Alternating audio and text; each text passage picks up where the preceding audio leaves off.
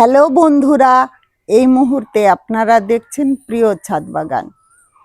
এখন তাপমাত্রা বেড়ে যাওয়ায় আমি প্রতিদিন গাছে সকাল 6টায় জল স্প্রে করে থাকি। এই মুহূর্তে আমগুলি বেশ বড় হয়ে উঠেছে, আর ফল ছিদ্রকারী পোকার হাত থেকে আমগুলিকে রক্ষা করার জন্যে আমি প্রতিটি আমে ফুড ব্যাগ পরিয়ে রাখি। এই মুহূর্তে আমার এই গাছটিতে 21টি আম আছে।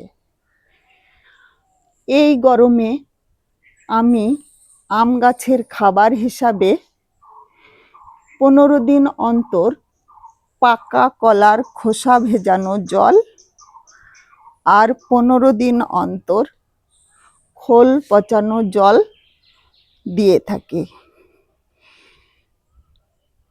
আজ এই পর্যন্তই, দেখা হবে পরের কোনো ভিডিওতে।